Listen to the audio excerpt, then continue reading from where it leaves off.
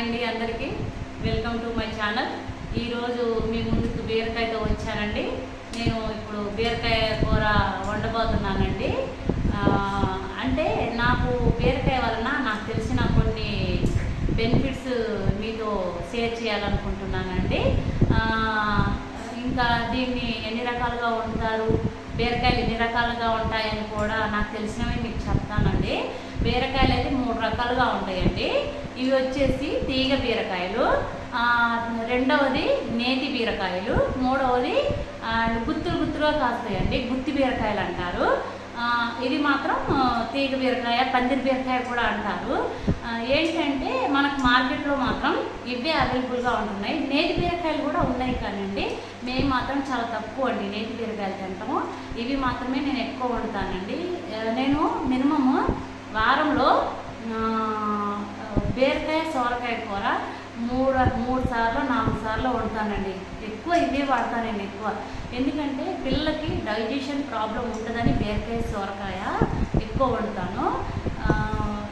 దీన్ని ఎన్ని రకాలుగా వండుతారంటే పప్పు వేసి, పచ్చిశనగపప్పు వేసి వండుతారు, అండ్ పెసరపప్పు వేసి వండుతారు, ఇంకా పాలు పోసి కూడా వండుతారు. నేనైతే ఈ 3 ఫాలో అవుతాను. పాలు అండ్ పప్పులు వేసి వండుతాను. దీన్ని ఇంకా మటన్ వేసి కూడా వండుతారంట. మటన్లో బీరకాయ వేసి వండుతారంట, ఇంకా రొయ్యలు వేసి కూడా వండుతారంట. నేను మాత్రం వండనండి. నేను మాత్రం పప్పులు వేసి పాలు పోసి వండుతాను. ఎక్కువ పాలు పోసి వండితే కూడా బాగుంటుంది.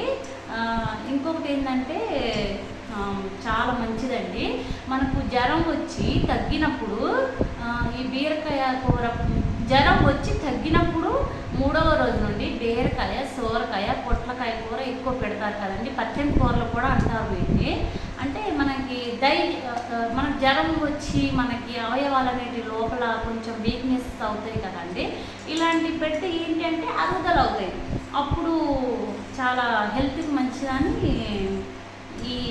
ఇవి పెడతారండి.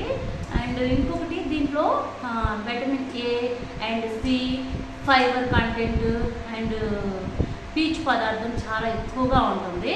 కొలెస్ట్రాల్ మాత్రం చాలా తక్కువగా ఉంటుంది దీంట్లో. వాటర్ కంటెంట్ కూడా ఎక్కువగా ఉంటుంది కాబట్టి మనకి చాలా తొందరగా డైజెషన్ అవుతుంది. చిన్నపిల్లలకి కళ్ళకు కూడా చాలా మంచిదండి. చిన్నపిల్లల ఇంట్లో ఉండే వాళ్ళకి వాళ్ళు తినకపోయినా సరేనండి, ఒక బీరకాయ, సోరకాయ ఎక్కువ పెట్టండి, చాలా మంచిదండి. సోరకాయ వలన ఎక్కువ బ్లడ్ కూడా పడుతుందండి. బ్లడ్ కూడా చాలా బాగా వస్తుంది. కొంతమంది అయితే మార్నింగ్ సోరకాయ జ్యూస్ కూడా తాగుతారండి. అందుకోసమే బీరకాయ, సోరకాయ వాళ్ళు తినకపోయినా సరేనండి, పిల్లలకు ఖచ్చితంగా మనం అలవాటు చేయాలి బీరకాయ, సోరకాయ. నేను మాత్రం మా పిల్లలైతే తింటారు, మాకు ఇష్టంగా తింటామండి. బీరకాయ, సోరకాయ మా ఫేవరెట్ అండి. ఖచ్చితంగా నేను వారంలో 3 సార్లు 4 సార్లు అయినా బీరకాయ, సోరకాయని ఎక్కువగా వండుతాను. ఇంకా లివర్ వ్యాధి వస్తుంది కదండి, కామెర్లు అంటారు కదా, కామెర్లు వచ్చినప్పుడు కూడా బీరకాయ, సోరకాయ పెట్టాలంట. అప్పుడు కామెర్ల వ్యాధి అనేది చాలా తొందరగా ఇది తగ్గుతుంది. ఇన్ని రకాలుగా బీరకాయ, సోరకాయ వల్ల ఇన్ని లాభాలు ఉన్నాయి.